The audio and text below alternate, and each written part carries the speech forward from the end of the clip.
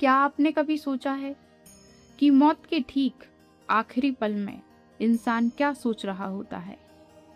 और क्या आपको पता है कि वही आखिरी विचार उसका अगला जन्म तय करता है? ये कोई कहानी नहीं, ये वो रहस्य है जो हजारों साल पहले कुरुक्षेत्र के मैदान में भगवान श्री कृष्ण ने अर्जुन को बताया था।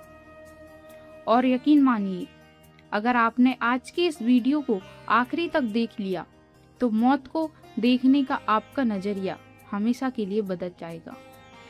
वीडियो को पूरा जरूर देखिए, क्योंकि अंत में मैं आपको वो रहस्य जिसे जानकर मौत का डर हमेशा के लिए खत्म हो सकता है। एक बार शांत मन से सोचिए, हम पूरी जिंदगी भागते रहते हैं। अच्छा घर, पैसा, नाम, गाड़ी और ना जाने क्या क्या पाने की कोशिश करते हैं। लेकिन मौत एक ऐसा सच है जो एक झटके में सब कुछ यहीं छोड़ देने पर मजबूर कर देती है। अर्जुन के मन में भी यही डर था। जब उन्होंने युद्ध के मैदान में अपने ही रिश्तेदारों को सामने देखा तो उनके हाथ कांपने लगे। उन्होंने धनुष नीचे रख दिया और श्री कृष्ण से पूछा, हे माधव, अगर सब कुछ खत्म हो जाना है तो इस जीवन का और इस मृत्यु का असली सच क्या है? तब भगवान श्री कृष्ण मुस्कुराए। उन्होंने अर्जुन को वो ज्ञान दिया जो पूरी मानवता के लिए अमर हो गया। उन्होंने कहा, जैसे मनुष्य पुराने कपड़े उतारकर नए कपड़े पहनता है, वैसे ही आत्मा पुराने शरीर को छोड़कर नया शरीर धारण करती है। सोचिए, इसका मतलब क्या हुआ? मौत सिर्फ शरीर की होती है, आपकी आत्मा की नहीं। आप कल भी थे, आज भी हैं और आगे भी रहेंगे। तो फिर सवाल आता है, अगर आत्मा अमर है तो इंसान मौत से इतना डरता क्यों है?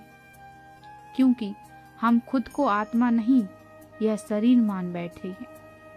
हमें अपने रिश्तों से, अपने पैसों से, अपनी चीजों से इतना मोह हो जाता है कि जब उन्हें छोड़ने का समय आता है तो डर पैदा होता है, और यही डर मृत्यु को भयानक बना देता है।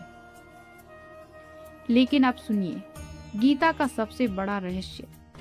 भगवान श्री कृष्ण कहते हैं, मनुष्य अपने अंतिम समय में जिस भाव को याद करते हुए शरीर छोड़ता है, वह अगले जन्म में वही प्राप्त करता है। यानी अगर कोई व्यक्ति पूरी जिंदगी लालच में जीता रहा तो आखिरी पल में भी उसी का विचार आएगा। लेकिन अगर किसी का मन भगवान में लगा रहा, प्रेम में रहा, करुणा में रहा, तो उसे मोक्ष प्राप्त हो सकता है।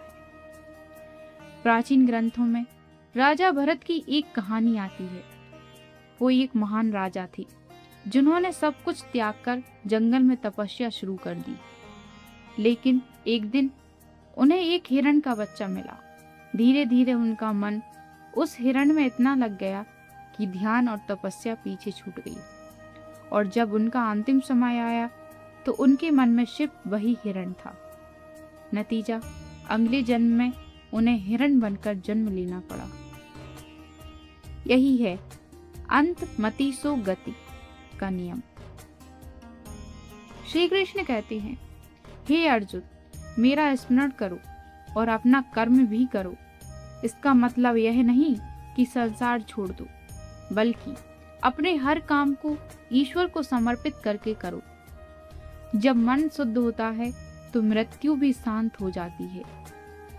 जिसका जन्म हुआ है उसकी मृत्यु निश्चित है, और जिसकी मृत्यु हुई है उसका जन्म भी निश्चित है। इसलिए मौत से डरना बंद करो, उसे समझो, स्वीकार करो, क्योंकि मृत्यु अंत नहीं, एक नई यात्रा की शुरुआत है।